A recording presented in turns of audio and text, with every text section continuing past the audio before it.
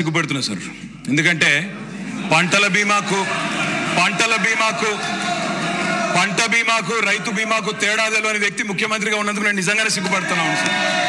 పంట బీమాకు రైతు బీమాకు తేడా తెలియని వ్యక్తి మీ గొప్ప నాయకుడు, గొప్ప ముఖ్యమంత్రి. అధ్యక్ష, నేను ఒకటే మాట అంటా ఉన్నా అధ్యక్ష, వారు పర్సనల్గా చాలా దారుణంగా ఒక ముఖ్యమంత్రిలాగా కాకుండా ఏదో పిసిసి అధ్యక్ష పదవుల్లో అక్కడ గాంధీ భవన్లో కూర్చుని ఒక ప్రెస్ మీట్లో మాట్లాడినట్టు స్వీపింగ్ రిమార్క్స్. అధ్యక్ష, ఇవాళ ఆయన ఒక గౌరవమైన రాజ్యాంగబద్ధమైన పదవిలో ఉన్నారు.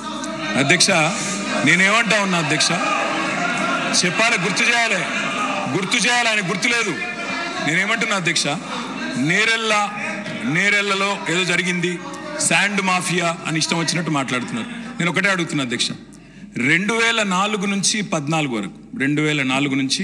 14 వరకు శాండ్ మీద ఈ రాష్ట్రంలో, ఆంధ్రప్రదేశ్ రాష్ట్రంలో, తెలంగాణ ప్రాంతంలో వచ్చిన ఆదాయం మొత్తం రాష్ట్రానికి సమకూరిన ఆదాయం 39.5 కోట్లు అధ్యక్ష. అంటే సంవత్సరానికి 4 కోట్ల ఆదాయం కూడా రాలే.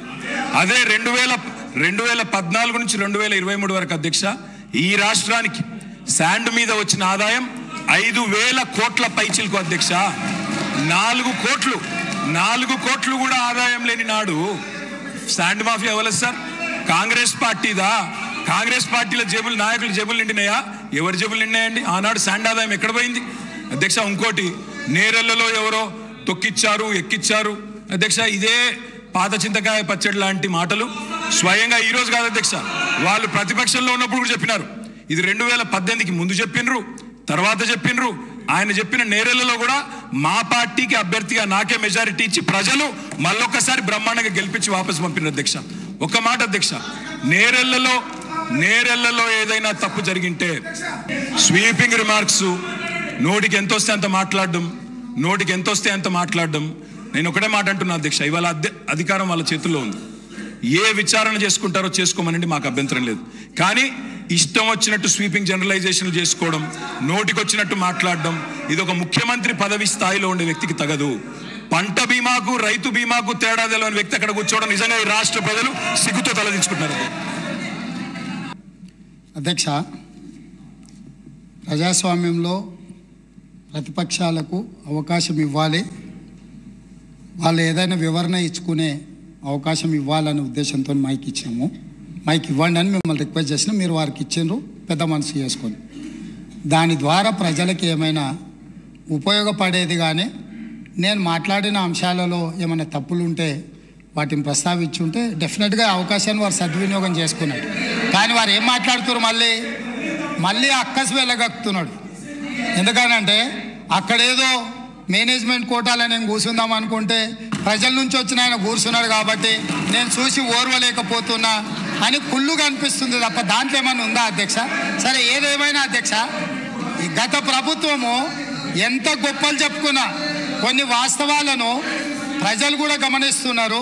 మీ ద్వారా వాళ్ళు ఆ సమయంలో మరి గుర్తుందో లేదో ఇప్పుడు గుర్తు చేయదలుచుకున్న అధ్యక్ష, 10వ తరగతి ప్రశ్నాపత్రాలు వాట్సాప్లలో తిరుగుతూ 10వ తరగతి పరీక్షలే నిర్వహించలేని అసమర్థ ప్రభుత్వం ఆనాడు ఉండే. 12వ తరగతి అంటే ఇంటర్మీడియట్ ప్రశ్నాపత్రాలు చక్కగా దిద్ది ఫలితాలు ప్రకటించలేక ప్రభుత్వం ప్రైవేటు వ్యక్తులకు, ఆనాటి మంత్రివర్గంలో ఉన్న కీలకమైన వ్యక్తి యొక్క మిత్రులకు ఆ కాంట్రాక్టు కట్టబెట్టడంతో సిజీజీ నుంచి తప్పించి అనుభవం లేని వాళ్లకు మిత్రులకు కట్టబెట్టడంతో అందులో జరిగిన ఫలితాల అవకతవకలలా 25 మంది నోనోగు మీసాల యువకులు ఆత్మహత్యలు చేసుకున్నారు. ఈ చావులకు ఆనాటి ప్రభుత్వం కారణం కాదా? ఇవి ప్రభుత్వ హత్యలు కాదా? ఇది పక్కన పెడితే అధ్యక్ష, డెఫినెట్గా తొందర ఏం లేదు అన్నీ. అది కాకుండా అధ్యక్ష, తెలంగాణ పబ్లిక్ సర్వీస్ కమిషన్ మీకు తెలుసు ఎంత ప్రతిష్టాత్మకమైన సంస్థ, ఎంత బాధ్యతగా పరీక్షలు నిర్వహించాలి, ఎంత బాధ్యతాయుతంగా వ్యవహరించాలి. ఈ వ్యవహారాలన్నిటిని పరీక్షలు నిర్వహించే తెలంగాణ పబ్లిక్ సర్వీస్ కమిషన్ నిర్వహించిన పరీక్షలు, ప్రశ్నాపత్రాలు చివరికి జిరాక్స్ సెంటర్లలో ఎక్కడ పడితే అక్కడ అగ్గోకు సగ్గోకు ఎట్లా పడితే అట్లా అమ్ముకునే పరిస్థితి వచ్చి, ఇది మేం చెప్పింది కాదు, పంపకాలలో పంచాయతీ వచ్చి వాళ్ళే ఫిర్యాదులు చేసుకొని ఈ ప్రభుత్వం గొప్పగా మేం కనిపెట్టినామన్నారు. ఈ ప్రభుత్వం ఏమన్నది, ఇది ప్రతిపక్షాలు కనిపెట్టింది కాదు, ప్రతిపక్షాలు చెప్పింది కాదు, మేమే గుర్తించినాం, మేమే ప్రశ్నపత్రాలు అమ్ముతుంటే పట్టుకున్నాం, మేమే కేసులు కట్టినాం అన్నారు. సంతోషం, మీరే అమ్ముకున్నారు, మీరే గుర్తించారు, మీరే పట్టుకున్నారు, మీరే కేసు కట్టారు. కానీ బాధ్యుల్ని ఎవరిని చేసిండ్రు అధ్యక్ష? ఎవరిని బలి చేసిండ్రు?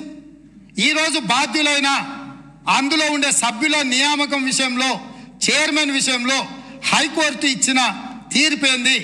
నిజంగానే ఈ ప్రభుత్వం బాధ్యత ఉంటే 30 లక్షల మంది నిరుద్యోగ యువకులు ఈరోజు ఉద్యోగ ఉపాధి అవకాశాల కోసం 10 సంవత్సరాల నుంచి చిక్కడపల్లి సెంట్రల్ లైబ్రరీలోనో, లేకపోతే దిల్సుఖ్నగర్లోనో, గౌలిగూడల్లో, లేకపోతే ఈరోజు అమీర్పేట్ చౌరస్తాల్లో, కుకట్పల్లి చౌరస్తాల్లో, ఈరోజు కోచింగ్ సెంటర్ల అశోక్ నగర్ చౌరస్తాల్లో లక్షలాది మంది విద్యార్థులు ఈరోజు ఉద్యోగ ఉపాధి అవకాశాల కోసం పోటీ పరీక్షలకు గ్రామాలలో ఉన్న తల్లిదండ్రులు రూపాయి కూడబెట్టి ఈరోజు వాళ్ళని ఇక్కడ పెట్టి చదివిస్తే 10 సంవత్సరాల ప్రభుత్వంలో ఉన్న ఉద్యోగ ఖాళీలను భర్తీ చేయకపోను బాధ్యతారహితంగా నిర్వహించడం వల్ల ఆ ప్రశ్నపత్రాలు లీక్ అయ్యి బజార్లలో పల్లి బఠానీలో అమ్ముకుంటుంటే దానికి సంబంధించిన చర్యలు తీసుకొని బోర్డును రద్దు చేసి కొత్త బోర్డును బాధ్యతారహితంగా నిర్వహించాల్సిన ఈ పార్టీ, ఈ ప్రభుత్వం ఆనాడు ఆ చర్యలు చేయలే.